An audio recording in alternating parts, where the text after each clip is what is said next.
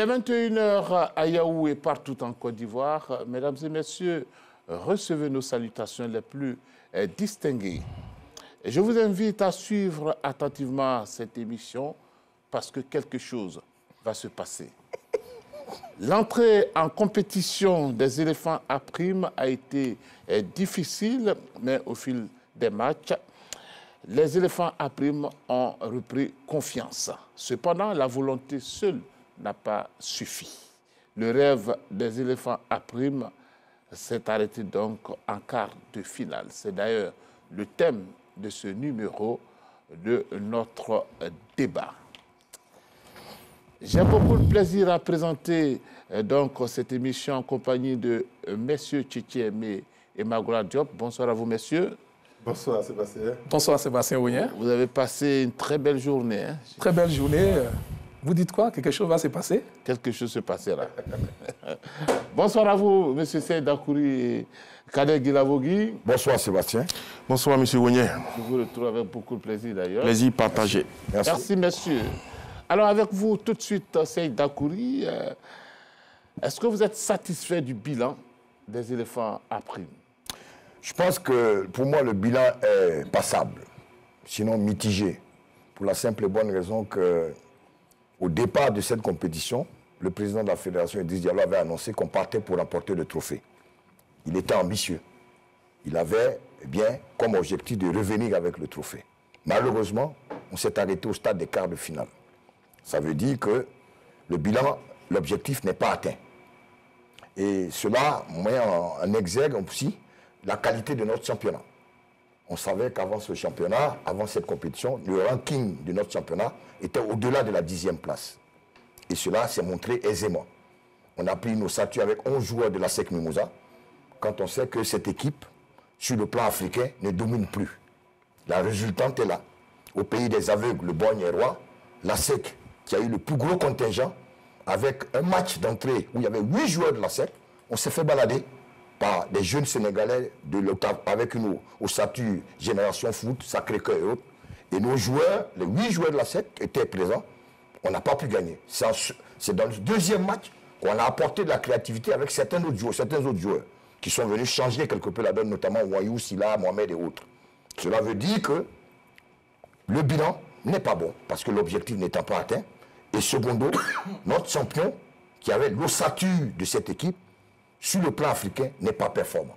La résultante, c'est que nous sommes sortis, certes, face à l'Algérie, avec un recadrage qui a semblé apporter du mieux, mais ce bilan-là montre une fois de plus que notre championnat n'est pas compétitif et le CHAN est un indice important à travers les locaux pour voir quelle est la forme de votre championnat. Et le bilan est là, il est passable et mitigé pour moi. Kader Guilavogui, pour vous, comment se présente le bilan des éléphants à prime? Ben écoutez, avant la compétition, j'avoue que j'étais très sceptique. Sceptique à l'idée de voir cette équipe des éléphants de Côte d'Ivoire à prime sortie de cette poule-là, composée, je le rappelle, du Congo, de l'Ouganda et du Sénégal. Donc, si on tient compte du fait que le Congo partait largement favori, puisque ces joueurs, on l'a dit, sont très souvent en compétition, que ce soit la Ligue des Champions, la Coupe de la Confédération, des joueurs qui ont l'expérience de la haute compétition, donc du haut niveau. Donc de ce point de vue-là, on partait forcément avec un désavantage. Et puis au fil de la compétition, c'est une équipe qui est montée en puissance. Elle a réussi à trouver ses repères grâce à un entraîneur qui est intelligent, qui sait lire les matchs, qui sait se corriger avec beaucoup d'humilité. Donc on s'est pris à rêver. Malheureusement, on est tombé sur un adversaire qui n'était pas forcément supérieur à nous, qui a bénéficié des faveurs de l'arbitre sur ce quart de finale-là. Et puis, il ne faut pas oublier qu'on a été battu par 2 équipes qui se retrouvent en finale. Ça veut tout dire. Quand on regarde le contenu de ces 2 matchs-là, face au Sénégal et face à l'Algérie, on se rend bien compte que l'écart n'est pas si grand que ça. Donc, pour moi, je ne parle pas de bilan négatif parce que, comme j'ai dit, j'attendais de voir cette équipe-là. Je ne l'attendais pas à voir passer le premier tour parce que j'avais des appréhensions. Mais elle a réussi à passer le premier tour. Ce n'est pas un objectif, ce n'est pas une fin en soi. Mais j'estime que pour la qualité des joueurs qu'on a, pour ce qu'ils ont démontré, pour moi, ce n'est pas un bilan positif, mais il y a des satisfactions, tout simplement. Tchétchémé Galiogo, vous avez eu le temps donc de voir cette équipe à prime. Aujourd'hui, nous sommes sortis en quart de finale. Comment vous appréciez donc ce bilan? Ben écoutez, le bilan est mitigé. Je vais prendre les mots de Serge Dakouri pour l'exprimer. Le bilan est mitigé parce que à un moment donné, on a eu de l'espoir. On est parti du désespoir à l'espoir. Après le premier match, personne ne donnait, personne ne vendait cher la peau des éléphants à prime de Côte d'Ivoire. Et donc, on a senti après une progression. Mais ça à mettre à l'actif du sélectionneur, qui a su faire une mue à l'équipe et lui donner une âme. On a vu l'intervention du président de la Fédération ivoirienne de football, qui est venu galvaniser ces jeunes joueurs. Et ça a réussi contre l'Ouganda. Et donc, moi, je voudrais personnellement féliciter l'entraîneur, le sélectionneur, qui a, avec les armes qu'il avait, a essayé de conquérir, de gagner cette compétition. Mais quand dans une équipe, on n'a pas de tueur, c'est le résultat qu'on a. Regardez, je prends un exemple. L'équipe d'Algérie, au moment où elle est en difficulté, c'est son buteur maison, Mayous Ayman, qui décante la situation à 4 reprises. Et puis les autres ont suivi. Donc, ma satisfaction, c'est l'esprit de gagneur, l'esprit de combattant du sélectionneur. Après, il y a des joueurs qui rencontrent pour la première fois une grande compétition. Vous voyez que Serge Dakouri parlait de ranking des clubs du rang des clubs ivoiriens. Je parle de 2016. En 2016, où la Côte d'Ivoire était demi-finaliste, la troisième place. La SEC Mimosa était 15e. La SEC Mimosa était 15e. Après, le reste, c'était le gouffre. De la 15e place, pour un club ivoirien, on part à la 53e place. C'était le FC San Pedro. Après, les autres clubs suivent. Tu as Gagnoa, 96e, Séoué, 107e, je parle 2016. Et puis, le dernier club de Côte d'Ivoire qui est dans le classement de du football africain, à la 356e place, tu as Bouaké FC. Depuis 2016, ça n'a pas changé. En 2022, on a la SEC Mimosa qui est toujours à la 35e place. 35e place. Mais c'est la SEC Mimosa qui représente le meilleur club ivoirien. On ne peut pas laisser les joueurs de la SEC Mimosa et aller chercher des joueurs ailleurs. C'est eux en priorité, puis c'est eux qui sont engagés en Coupe africaine. Moi, je veux bien qu'on aille prendre des joueurs de première ou de deuxième division. Ça m'est égal. Mais à condition qu'ils soient meilleurs que les joueurs de la SEC. On l'a vu, on critique régulièrement le nombre de sélectionnés. Le premier fait, c'est que pour le moment, là, c'est la SEC qui est le meilleur club de la Côte d'Ivoire. Et vous allez voir dans toutes les sélections de ce CHAN-là, l'Ossature, c'est le meilleur club du pays. Prenez l'Algérie qui va en finale, c'est le CR Belouizdad. Prenez n'importe quelle équipe après. Tout ça, tous ces clubs-là, il y a des clubs qui sont les fournisseurs de l'équipe nationale. Je reviens encore en arrière pour dire qu'à un moment donné, c'est l'Africain et la SEC qui faisaient l'équipe nationale de Côte d'Ivoire, avant qu'on se tourne vers l'extérieur. Donc ce n'est pas nouveau. Ce n'est pas nouveau. Maintenant, il y a des problèmes administratifs que nous ne savons pas dans ce qui se passe dans l'équipe nationale. Parce qu'aujourd'hui, ce qu'on voit, c'est qu'il y a beaucoup de problèmes administratifs. Un sélectionneur peut convoquer un certain nombre de joueurs en équipe nationale. Ils arrivent par la faute de certains agents, de nouveaux agents. Le joueur se retrouve avec deux identités, pardon, deux dates de naissance. Une date sur le passeport et une autre date sur la licence. Mais tout ça, ce sont des événements qui compliquent la situation du sélectionneur. Absolument. Et donc, il est obligé de se séparer de ces garçons-là, parce que ce sont avec les deux pièces-là qu'on joue le CHAN. Il est obligé de se séparer de ces joueurs qu'il a présélectionnés pour prendre ceux qui sont en règle. Donc, ce sont des aléas avec lesquels Aïdara Soualiou a composé et il est arrivé à ce stade-là. D'accord. On va écouter Magloire Diop pour le bilan. Ben, écoutez, Sébastien, moi, je suis totalement satisfait. Pour moi, c'est une très bonne participation de l'équipe nationale de Côte d'Ivoire. Il faut savoir qui on est.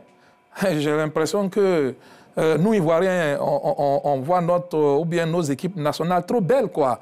On a l'impression que, enfin souvent j'ai le sentiment que nous sommes seuls sur la terre et que personne ne nous entoure et qu'autour de nous, personne ne travaille, il n'y a personne autour de nous. Mais il y a des gens autour de nous, il y a des gens qui sont plus forts que nous, qui travaillent mieux que nous. Et quand nous allons à une compétition, il faut connaître notre place. Voilà. Et donc c'est par rapport à cette place-là qu'on essaie de juger, dire est-ce qu'on est à la place où on devait être. C'est la question qu'il faut se poser. Et je dis, avant ce CHAN-là, eh bien, la Côte d'Ivoire n'était même pas parmi les 8 meilleures nations. Sur le, comment on appelle, si on prend le potentiel des équipes locales. Donc, il faut qu'on le sache. C'est bien, on est Ivoirien, on est patriote et tout ça, mais il faut connaître quand même notre potentiel avant de nous comparer à qui que ce soit. Voilà. Moi, pourquoi je suis satisfait? Je suis satisfait parce qu'on sort de la poule, ce qui n'était pas du tout gagné. Sur ce plateau, j'ai eu à le dire. Pour moi, le match le plus important qui devait déterminer notre CHAN, notre parcours au CHAN, c'était le match contre le Sénégal. Je l'ai toujours dit. Et j'ai dit, il faut gagner ce match. J'ai dit, il faut gagner ce match. On ne l'a pas gagné et donc on s'est compliqué la tâche. On aurait gagné ce match, qu'on aurait été dans le tableau où le Sénégal s'est retrouvé. Je pense que si on n'avait pas affaire à l'équipe, au pays organisateur, ça aurait été une autre chanson. Voilà, et je l'ai dit. Si on tombe sur le pays organisateur, moi j'ai dit, je voyais cette équipe-là, à condition qu'elle batte le Sénégal, aller jusqu'en finale. Voilà. Parce qu'elle ne serait pas tombée sur l'Algérie. Maintenant, tombant sur l'Algérie, mais les données changent. Parce qu'on sait qu'en Afrique ici, les équipes du Septentrion sont très fortes à domicile, contrairement aux équipes d'Afrique subsaharienne. Elles, à domicile, elles sont pratiquement intraitables. Et je n'ai même pas souvenance d'une victoire de l'équipe de Côte d'Ivoire sur ces équipes maghrébines-là, chez elles, dans une édition du CHAN ou de la CAN. Je n'ai même pas souvenance. Je ne sais pas si quelqu'un peut tout de suite me sortir un match comme ça, que nous avons gagné face à ces Maghrébins ou à l'Égypte, chez eux, pendant la CAN ou le CHAN. Même chez les juniors, les cadets, on n'y arrive même pas. Donc, quand on sait ça, il faut savoir que ça sera très difficile pour nous si nous terminons deuxième de notre poule et que nous avons affaire à l'Algérie. Ça, c'était clair, c'est net. Malheureusement pour nous, eh bien, c'était le cas. Donc, pour moi, je suis satisfait parce qu'on est arrivé à sortir de la poule. Je suis satisfait parce qu'on a eu un gardien de but. Ça, au moins, c'est quelque chose qu'on a eu à ce CHAN-là. On a eu un gardien de but. Maintenant, bon, si les gens veulent le maltraiter et puis le jeter, bon, ça, c'est leur problème. Voilà. Sinon, nous avons eu un gardien de but. Il appartient maintenant à la famille du football ivoirien de voir comment prendre ce gardien-là comme un œuf. Maintenant, si on se fout de sa gueule, on ne veut pas exploiter son potentiel et qu'on le relègue à des tâches subalternes, bon, d'accord, ok. C'est nous qui perdrons. Voilà. Maintenant, il est clair que je suis satisfait, mais j'ai des regrets. J'ai des regrets par rapport au match face à l'Algérie. Parce que j'estime qu'il y avait de la place. Il y avait de la place. Il y avait de la place et malheureusement, nous avons joué d'inexpérience. Nous n'avons pas eu la maîtrise. C'est dommage. C'est dommage parce qu'il y avait de la place dans cette rencontre-là. On a commis des erreurs individuelles. Comme d'habitude, en défense, Aziz, ça c'est le manque d'expérience. Il nous coûte quand même, c'est parce que, regardez, il nous coûte quand même 2 pénaltys dans ce tournoi. Si je ne me trompe, hein, Aziz, c'est lui qui a touché le ballon de la main. Non, c'était Baye Moïse. C'était Baye qui avait touché de la main. Bon, d'accord, ok. Mais regardez comment Aziz est allé se jeter alors qu'on était dans les ultimes minutes. Ça, c'est le manque d'expérience.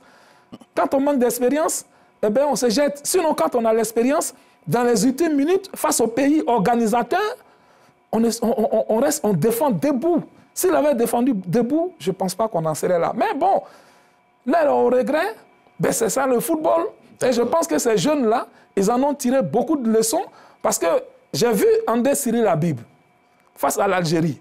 Quand il a été pris de vitesse, le but, l'action qui amène le pénalty, quand il a été pris de vitesse, tout de suite, par expérience, il s'est souvenu de la faute idiote qu'il avait commise face à l'Ouganda. Il a laissé le défenseur partir, comme au basket. Tu es battu, ben, tu le laisses partir.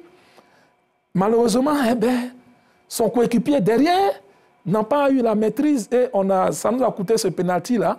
Ben, nous avons perdu avec les honneurs. C'est bien, nous revenons à la maison.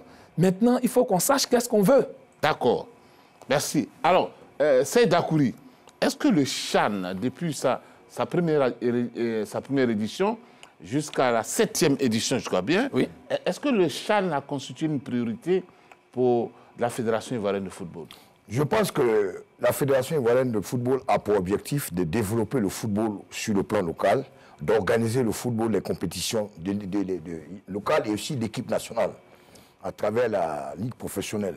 Et je pense que le CHAN, dont la paternité revient quand même à la Côte d'Ivoire, plus ou moins, puisque la première édition, en 2009, s'est passée ici.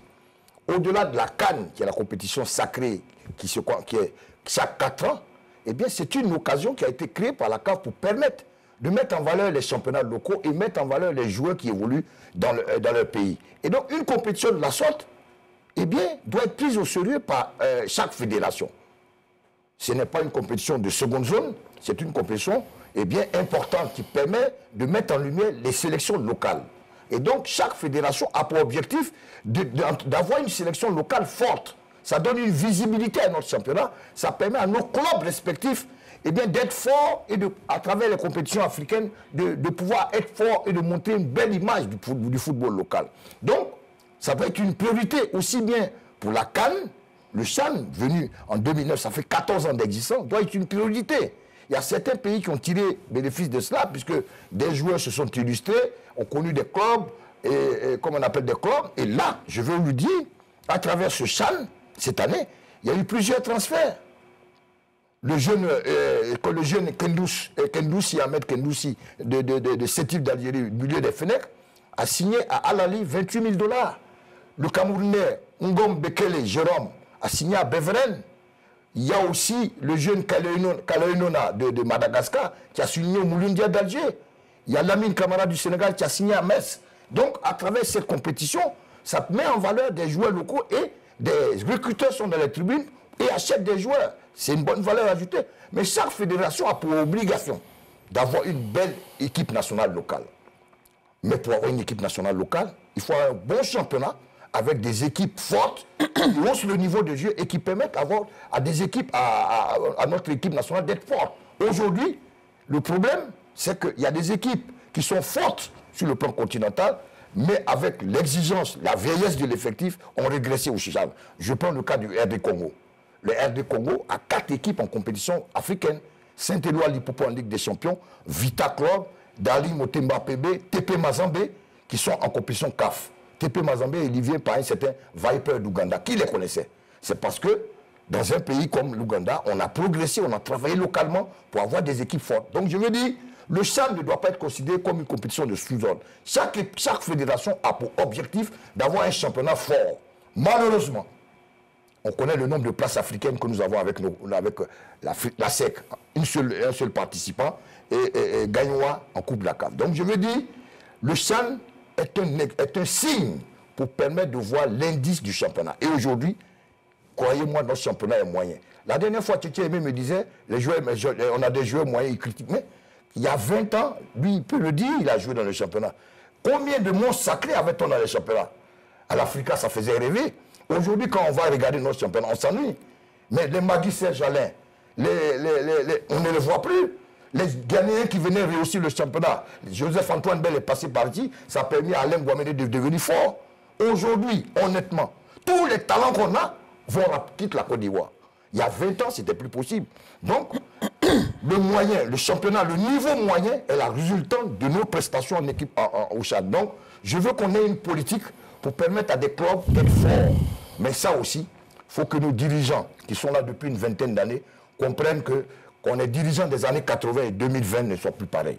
Il faut changer le management, Il faut rendre les clubs forts. Voilà une équipe comme l'Africa qui est complètement en bas. La SEC n'est que seule. Et croyez-moi, le niveau est bas. D'accord. Alors, excusez-moi, allez-y. Ouais.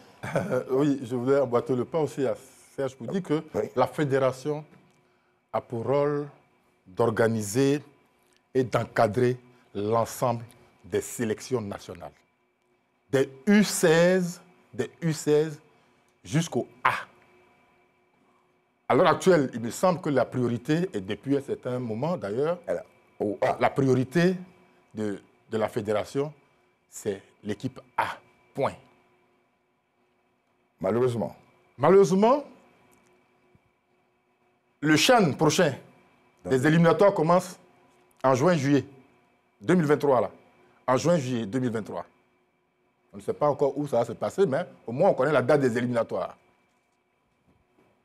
Qu'est-ce qui va se passer? Pendant qu'il y a la CAN en 2024. Et du fait de la CAN 2024, cette compétition va être déplacée. Est-ce que le sélectionneur qui aura été choisi aura le temps de préparer ce CHAN-là? Est-ce qu'on ne sera pas là en train de refaire les mêmes discours? C'est ça la grande interrogation. Qu'est-ce qui va se passer à partir de maintenant? D'autant plus que les éliminatoires ont lieu en juin-juillet. Premièrement.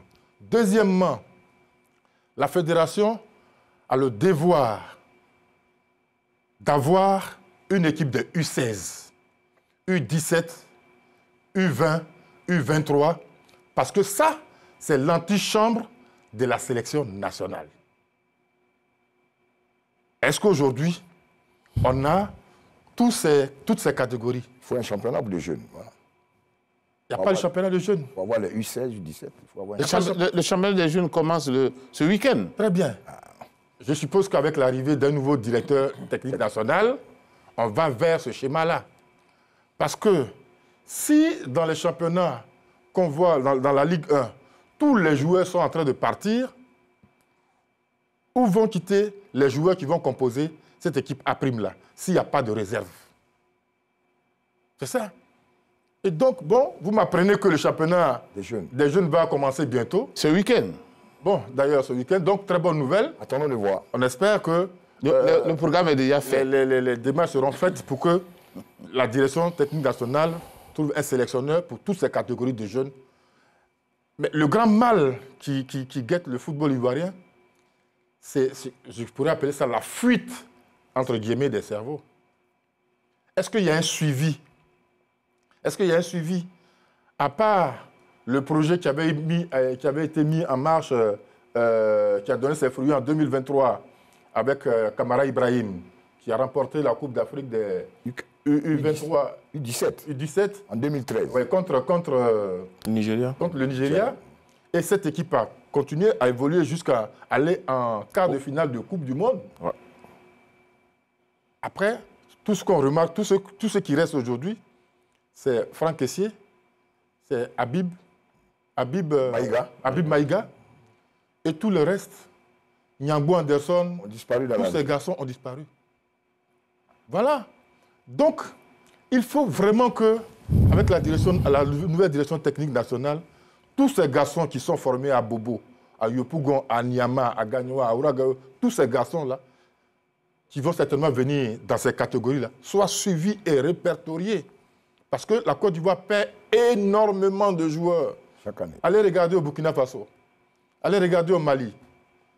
Ce sont les Ivoiriens qui jouent dans ces équipes nationales-là. Ben oui. Parce qu'ils vont quand ils veulent.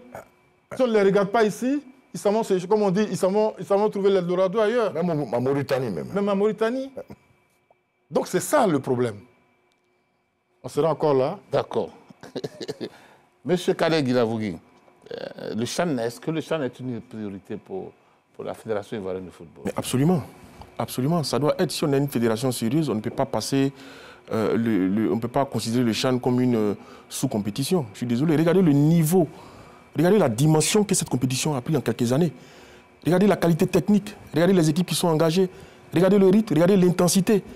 Moi, j'ai été agréablement surpris de voir des équipes comme Madagascar, comme le Niger, comme la Mauritanie, comme le Cameroun. Ça travaille, comme Emmanuel le disait, ça travaille autour de nous. Je disais la dernière fois qu'il faut arrêter de se croire trop beau, parce qu'autour de nous, ça travaille. Il y a 10 ans, cette équipe du Madagascar venait prendre une raclée ici en Côte d'Ivoire. Mais aujourd'hui, ce n'est plus le cas. Parce qu'on a travaillé, parce que Guillaume est passé par là.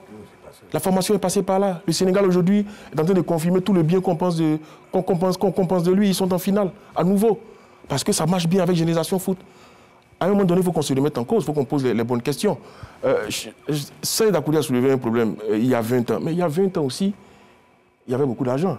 Il y avait des gens qui mettaient beaucoup d'argent dans le football. Qui faisaient venir des joueurs, des internationaux nigériens. Qui mettaient beaucoup d'argent. Est-ce qu'aujourd'hui, on a encore ces dirigeants-là? On ne les a plus. Parce qu'avant de parler de qualité de joueurs, la qualité des dirigeants aussi. Parce que c'est pour ça que j'en appelais aussi à la responsabilité, non seulement de l'équipe fédérale, mais des présidents de clubs, qui doivent arrêter de venir en Ligue 1 pour toucher la subvention. Mais ils doivent avoir plus d'ambition que ça. Parce qu'aujourd'hui, on aura une équipe forte du CHAN, je le dis et je le répète, que si on retrouve nos 4 places en Coupe d'Afrique. Ça doit être la priorité de l'équipe fédérale. Ça doit être la priorité des présidents de clubs. Parce qu'un président de club qui n'a pas pour ambition de jouer la Ligue des Champions ou la Confédération, vraiment, je ne sais pas, est-ce qu'il ne faut pas établir un nouveau critère? Parce que je l'ai dit, moi je suis d'accord ici, pour que cette compétition-là, il y a beaucoup de présidents qui la détestent. Il y a beaucoup de présidents qui n'aiment pas cette compétition qui est le CHAN. Mais aujourd'hui, on a vu avec le niveau de la compétition qu'elle doit perdurer. Et on doit la laisser telle qu'elle. Ne pas l'ouvrir aux joueurs qui quittent le championnat pour aller jouer au Maroc. Parce que ça va encore obliger les sélectionneurs ici à ne plus regarder les clubs ici, mais d'aller chercher les joueurs au Maroc, en Tunisie, pour les relancer. Alors qu'ici, telle que la configuration est faite, eh bien, ça permet au championnat de se bonifier. Moi, j'ai été agréablement surpris, et comme l'a dit Magloire, de voir nos éléphants là se battre comme ils se sont battus. Après, il y a eu des faits. Il y a eu des faits de jeu, des faits d'arbitrage, et j'insiste là-dessus. La compensation de l'arbitre. Absolument. Ouais. Mais aussi, c'est aussi cela. Ce que je peux reprocher aussi à Soalio, c'est ce vice-là qui lui manque. Oui. Parce qu'il aurait dû parler à ses joueurs. Ouais. En cas de carton rouge, il aurait forcément eu la compensation. Voilà. Forcément. Et le pénalty comprend. Le même tireur, de la même façon. C'est des choses qui nous ont manqué. Ouais.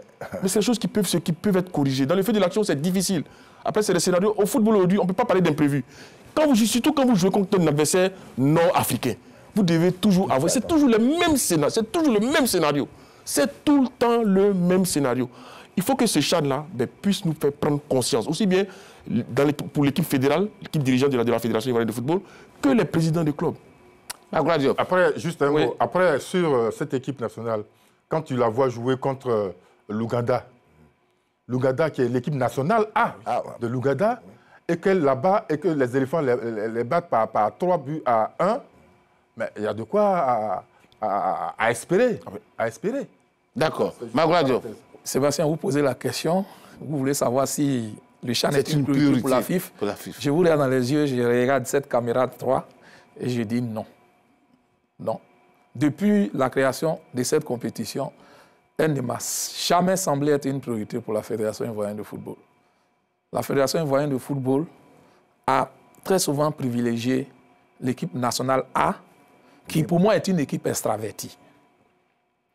Le football local, l'organisation du football local a été très souvent négligée ces 20 dernières années. Très souvent négligée. Au profit de l'équipe nationale A. C'est un choix qu'elle a fait, mais il est de notre devoir. L'honnêteté intellectuelle recommande aussi de reconnaître que autant le choix a été fait de mettre en lumière la sélection A, autant le football local a été lésé. Et ça, le constat doit être fait sans complaisance. C'est pourquoi j'ai dit que le CHAN n'a jamais été une priorité. Comment le CHAN peut être une priorité pour la fédération? On ne construit pas une maison en commençant par le toit. Une maison, on la construit en commençant par la base, par la fondation. Ce n'est pas en distribuant 500 millions à chaque club en Ligue 1 qu'on va dire qu'on privilégie le football local. Je suis désolé. Aujourd'hui, c'est clair. Après tout le parcours que nous avons eu depuis 20 ans, nous devons avoir le courage de reconnaître que nous avons tous failli et notre grande faute, c'est de n'avoir pas pensé à la formation. et qui parle de formation, parle de championnat des jeunes. Pour moi, c'est là le cœur. Aujourd'hui, ça doit être là la priorité. Moi, je m'en fous de la CAN ou de la Coupe du Monde. Mon problème aujourd'hui, c'est qu'on arrive à organiser des véritables championnats de jeunes. Il faut qu'on tire les leçons des échecs passés. Il ne faut pas qu'on répète les erreurs. Si aujourd'hui, on regarde la Ligue 1, on regarde l'équipe nationale A, on regarde la CAN 2023 à venir, et puis on néglige les compétitions de jeunes, ce n'est pas la peine. Et la compétition de jeunes, je suis désolé, quand on me parle de U20, pour moi, c'est déjà mort. Parce que c'est des gens qui font plus que 20 ans. Les vraies compétitions de jeunes, c'est à partir des U12. C'est là qu'il faut véritablement mettre en place un système de quadrillage du territoire national, pas d'Abidjan, du territoire national. Pourquoi on organise, je dis bien des compétitions? Parce qu'on forme des enfants, mais si on ne les met pas en situation de compétir, ça ne sert à rien. Donc il faut mettre en place un véritable système de compétition de jeunes sur le territoire national. Et à force de mettre en place ces compétitions de jeunes-là, avec le nombre de jeunes, comment on appelle, qui vont jouer cette compétition, 10 peuvent partir. Mais 200 resteront sur place et seront tout autant compétitifs que ceux qui vont partir. Donc pour moi aujourd'hui, la solution, ce sont les compétitions de jeunes. À l'issue de ce CHAN-là, les primes que la CAF distribue, eh bien, pour les quarts de finalistes, je crois la prime est de, selon mes notes, la prime tourne autour de 240 millions de francs CFA. Moi, je propose qu'on prenne cet argent-là, après avoir payé bien sûr les primes des joueurs. Je propose, déjà, mais les primes des joueurs, c'est l'État de Côte d'Ivoire qui les paye. Maintenant, bon, si la FIFA elle-même fait un bonus, ça peut se concevoir. Mais au moins, on peut prendre 200 millions pour organiser ces compétitions de jeunes-là, pour bien remettre en place les ligues régionales, parce que c'est elle qui organise ces compétitions de jeunes-là. Le président Idriss Diallo, dans son plan, avait dit qu'il allait redynamiser ces ligues régionales-là. Mais depuis, bon, chaque fois, on nous dit non, je viens d'arriver là, ça fait 10 mois. Hein. Donc, on insiste, parce que c'est ce qu'on veut voir. Il répéterait la CAN que, bon, on serait content, mais ce n'est pas original. Il ira en Coupe du Monde, que c'est bien, mais ce n'est pas original.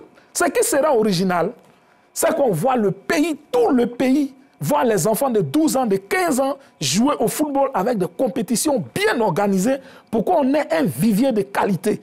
Et c'est ça qui va bénéficier au club et c'est ce qui va bénéficier à notre équipe nationale locale et, in fine, à l'équipe nationale A. Voici le constat que je fais. Tant qu'on ne priorisera pas les compétitions de jeunes et qu'on ne mettra pas beaucoup d'argent, j'ai dit prenons les 200 millions là et puis allons à l'intérieur organiser les compétitions. Tant qu'on ne le fera pas et qu'on comptera sur les 50 000 $ ou je ne sais pas quoi de la FIFA, on n'arrivera pas quelque part. Et ça sera toujours pareil. On va avoir quelques hirondelles pour faire le printemps comme Folie Ayaï, mais on va toujours échouer. Voici le constat que je fais. Alors, le ministre des Sports disait lors de son discours concernant la rentrée sportive aux fédérations sportives, désormais, je vous recommande de sortir d'Abidjan. Mais ça a toujours Abidjan n'est pas seulement là où se trouvent les athlètes. Absolument. Mais c'est clair. Je pense qu'il a mis l'accent sur le fait que désormais, la parafiscalité sera basée sur les compétitions qui se passent plus à l'intérieur qu'Abidjan. Mais lui, il dit ça toujours et puis chaque fois on donne l'argent aux gens. Je pense qu'il va suivre. Oui, allez-y. Moi, je veux dire une chose. Les choses ont changé, certes. Oui. Mais quand on parle des années 80, la FIFA donnait combien au club? Quand il y avait Zinsou, Mondon et tout. 500 000 La fédération de Briswabi. Briswabi, elle donnait combien? 500 000, 1 million? C'est aujourd'hui, tout le monde regarde quelle est la subvention qu'on donne, les droits de télé. À l'époque, quand on faisait venir les Thompson, Olia, Thompson, mais c'est de l'argent qui sortait de certains mécènes. Ce que la FIFA donnait, c'était peanut. Même au temps de Dieng. Le meilleur temps du football ivoirien, c'est les années 90. Pourquoi je le dis? 92, l'Africa remporte la Super Coupe. 99, la Coupe de vainqueurs de Coupe. 98, la SEC remporte la Ligue des Champions. Le Stella, la Coupe de la CAF. Mais qu'est-ce qui s'est passé de 90 à 99? Le championnat était comment? C'était fait de mécènes. Mais pourquoi, à cette époque, nos meilleurs joueurs duraient 3 ans dans les clubs avant de partir? Parce qu'il y avait des mécènes qui donnaient des moyens. Bon, aujourd'hui, ces mécènes ont disparu. Que faut-il faire? Le Stella était fort, l'Africa était fort, le Stade d'Abidjan était fort, l'ASEC était fort. Mais pourquoi aujourd'hui ces clubs ont chuté? Parce qu'il n'y a plus de mécènes.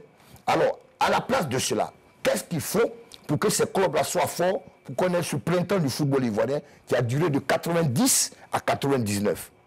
C'est là le problème. À cette époque, la FIFA ne donnait rien. Aujourd'hui, on accompagne, nos dirigeants aussi n'ont pas de vision. Ces dirigeants n'ont pas de vision parce que si vous prenez un club, ça ne doit pas reposer uniquement sur votre portefeuille. Il faut intéresser la région, le conseil régional, chercher des nouveaux sponsors, essayer d'associer son image. C'est pas sortir. La SEC a 12 sponsors parce que la SEC est organisée. Mais il y a des clubs qui n'ont pas de siège, qui n'ont pas de comptabilité, qui n'ont pas... Comment un sponsor peut vous rencontrer dans un café? Vous n'avez pas de siège. On donne l'argent à quelqu'un qui véhicule une image. Donc le management des années d'avant, aujourd'hui, a changé. Et les directeurs d'entreprise, les jeunes, ne vous connaissent plus. Il faut les approcher. Il y a tout ce qu'on appelle webmaster, l'image à vendre. Les technologies, les technologies d'information montrent qu'aujourd'hui, un club, c'est comme un produit. Il faut le vendre avec une belle image. Il faut montrer qu'il y a une direction, il y a une comptabilité, il y a des projets à moyen et long terme. Nos clubs sont à la rue parce qu'ils ne comprennent pas que le management des années 80 n'est plus aujourd'hui. Regardez le Maroc, 300 millions à près de 400 millions que l'État donne à chaque club chaque année. D'accord. Donc à partir de... D'accord. Vous avez des entraîneurs qui ont été en Europe, qui viennent coacher au Maroc, au Raja, au Wydad et autres. Mais nous, depuis 20 ans, on a chuté. On a chuté. Parce que les mécènes ont disparu, tout le monde attend la subvention de la FIF, et d'autres, à part la subvention de la FIF, n'ont aucun autre moyen d'entrée d'argent. Mais le football ivoirien a régressé effectivement parce que eh bien, ces mécènes ont disparu et les dirigeants actuels n'ont pas une vision pour chercher de l'argent. Voilà. D'accord. Alors on va aller avec vous, Kader Guilavogui, mais je voulais dire également à Seyd Akouri que vous avez demandé au président de club de changer. Enfin, vous avez demandé aux villes et aux régions de s'intéresser. Mais attention, le souci, c'est que ce n'est pas seulement, la faute ne compte pas seulement au président de club. Parce que quand vous prenez certains clubs de la Côte d'Ivoire, il y a peut-être 1 an, 2 ans ou 3 ans, où tout le championnat se passait ici à Abidjan. Oui.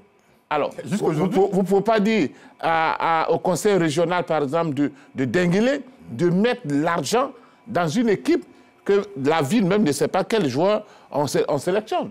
Parce que l'équipe est basée à Abidjan. Et gagne-moi. Donc, il faut faire attention à ça aussi. Oui, Sébastien. Quand il n'y a pas de traces, quand il n'y a pas de comptabilité, quand il n'y a pas d'assemblée générale, c'est difficile pour de venir mettre son argent. Ça, c'est clair.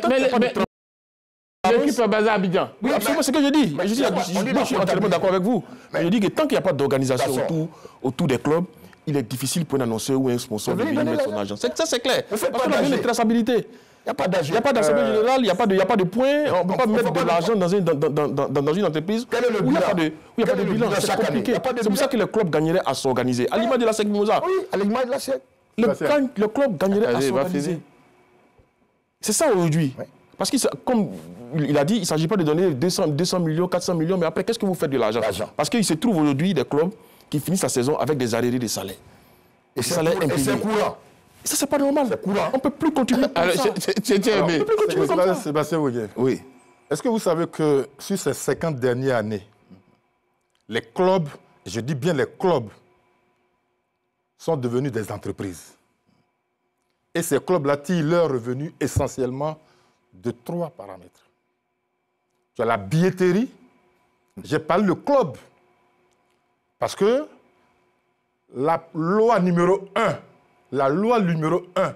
du football, c'est un terrain de football. Combien d'équipes en Côte d'Ivoire ont un terrain de football? Des infrastructures sportives. Je parle surtout de terrain de football, rien que terrain de football. Oui, mais c'est infrastructure, oui. Terrain d'entraînement d'abord. Il y a combien? Il n'y en a pas du tout. À part la SEC. La plupart, c'est pas pour rien que la SEC est 15e, et 35e. Et c'est pour ça. Voyez-vous? Non, ce n'est pas pour ça que la SEC est 35. Écoutez-moi. La SEC, là, c'est autre chose. Écoutez-moi. Oui. Et donc, ces clubs-là, depuis 2010, ont été délocalisés. Délocalisés. Allez jouer aujourd'hui, là, quand le stade de Korogo va finir, le CO Korogo contre la SEC Mimosa à Korogo, vous allez voir ce qui va se passer là-bas. L'engouement. L'engouement. Mais c'était pareil dans les années 70, Le Sporting. 90 pour le Sporting. Mais en même temps, Boaké aussi. dans ces années-là, Oui. prenez un match Alliance de Boaké, Islam de Boaké. Alliance de Boaké, USC Bassam, des deux équipes distantes l'une de l'autre, au nord, au centre et au sud d'ici. Le match, le terrain était rempli. Mais pourquoi? Parce que les gens jouaient dans leur localité. Justement. Et puis, ces joueurs-là, pour la plupart, ont été formés, et ça, je ne l'oublierai jamais, par l'OASU, Effectivement. l'Office ivoirien du sport universitaire. Et ça a été tué.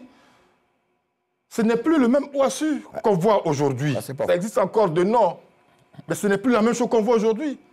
Et ça, je le répéterai chaque fois. D'accord. C'est pour ça que les clubs étaient forts. D'accord, messieurs, je vous ai dit que quelque chose allait se passer au cours de cette émission.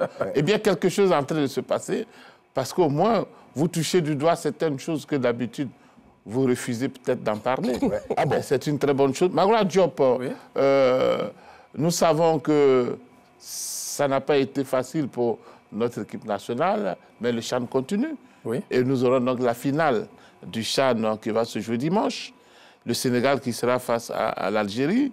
On est obligé de parler donc de cette finale. Comment vous voyez cette équipe sénégalaise face à l'Algérie? Oui, l'Algérie va avoir affaire à du costaud. Parce que je pense que la marge entre l'équipe du Sénégal et l'équipe de Côte d'Ivoire n'est pas très grande.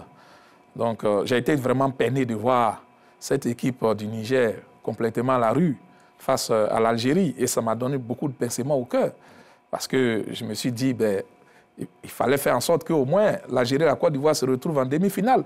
On aurait eu une demi-finale digne de ce nom. Ben, écoutez, je pense que le Sénégal a de quoi donner du fil à retordre à cette équipe algérienne, qui, il faut le dire, quand on regarde les chiffres, c'est l'ogre de la compétition. Elle est solide dans tous ses compartiments. Tout à l'heure, Saïd Dakouri a parlé d'Ahmed Kendoussi, qui est le maître à jouer, avec le buteur redoutable, il a 5 buts, Ayman Mayous. Voilà, c'est des joueurs de grande qualité. Je vous ai déjà dit que dans cette équipe algérienne, il y a 8 joueurs qui ont déjà porté le maillot de la sélection A. Et il y a 3 qui ont déjà joué dans la Ligue 1 française. Et ça paye, ça se remarque là, clairement dans leur jeu. L'Algérie a fait quoi? 5 matchs, 9 buts marqués, 0 but encaissé.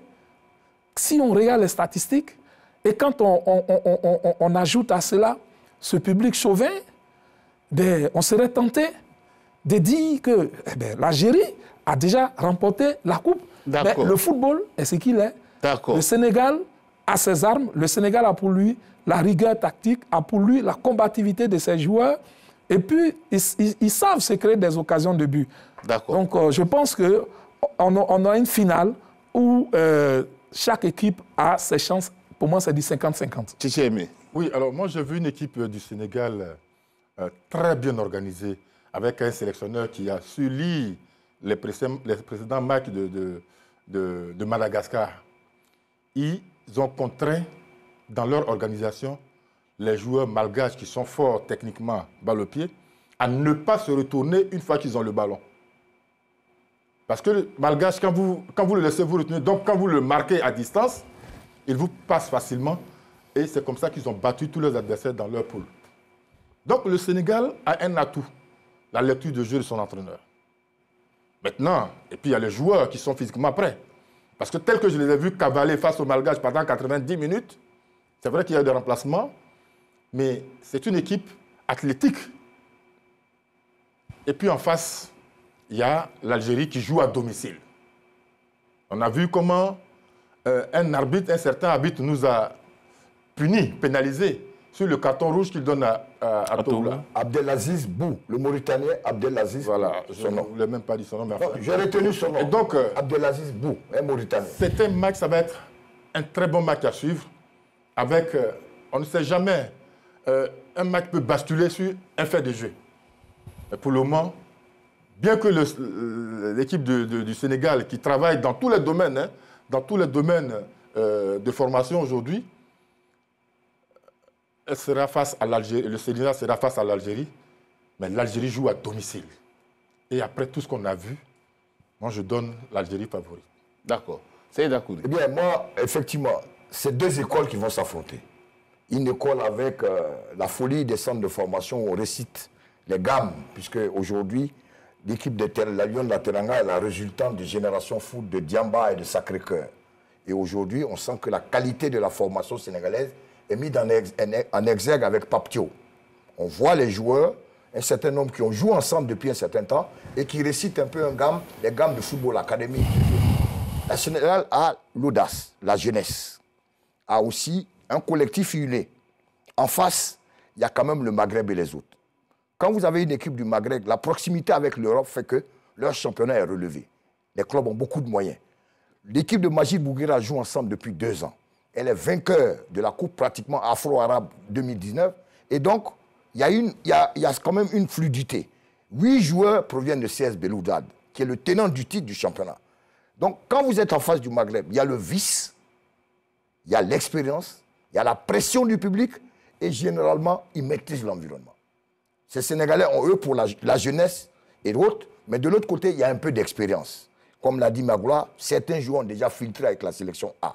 Donc, l'avantage de jouer à la maison, l'expérience et tout, amène le Maghreb à être grandissime favori à la maison face à une jeune équipe sénégalaise qui va tenter, qui montre une fois de plus à l'Afrique que la formation est de bonne qualité au Sénégal. Mais entre la jeunesse, l'expérience et le vice du Maghreb, honnêtement, nous sommes de l'Afrique de l'Ouest, mais tout porte à penser que cette équipe du Maghreb, avec son buteur maison, Eman Mayous, de l'US Mal d'Alger, une défense qui ne prend pas de but. Le gardien titulaire va revenir, Alexis Gendouzi, et les 2 centraux seront toujours là. Belaïd avec Abdelawi, sans oublier la qualité des 2 latéraux. D'accord. Ben Kider et Lawafi, les joueurs du ciel. Il y a 8 joueurs dedans, avec de l'expérience. Vraiment, à la maison, ce serait difficile de faire tomber l'équipe du Maghreb au Nelson Mandela Stadium. Kader Guilavogui. Écoutez, on est en face des équipes qui sont bien préparées. Ils sont très bien préparés. D'abord l'Algérie, comme vous l'a dit, depuis 2 ans,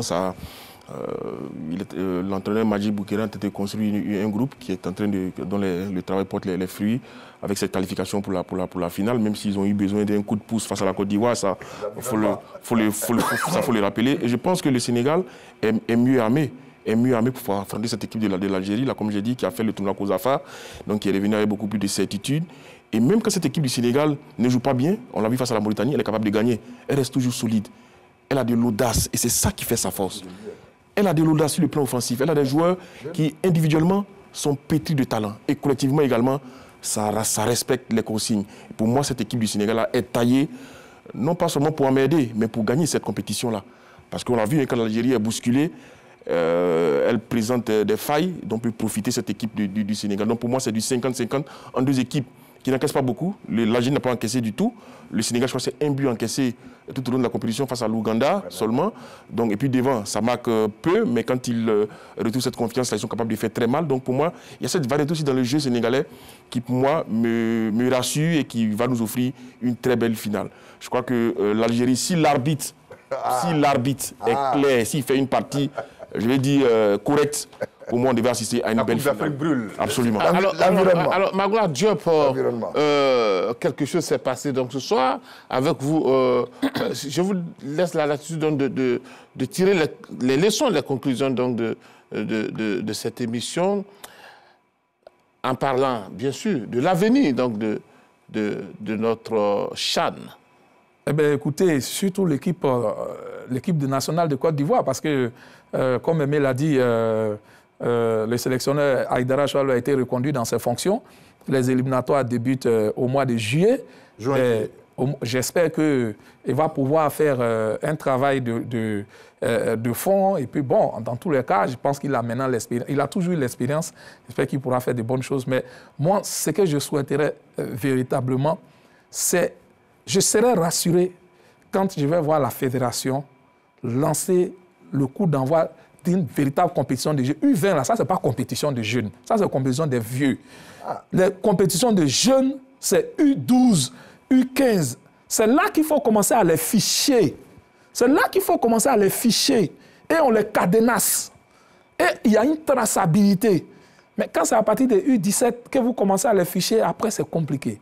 Donc, je veux un véritable championnat national de jeunes dans toutes les régions de Côte d'Ivoire avec les ligues régionales mises à contribution, des ligues régionales bien organisées. C'est ce que je recherche. Quand je vais voir cela, je dirais que la fédération est au travail. Sinon, pour le moment, tout ce qu'elle fait, c'est du déjà vu. Elle ne fait rien de nouveau. Tout ça, c'est du déjà vu.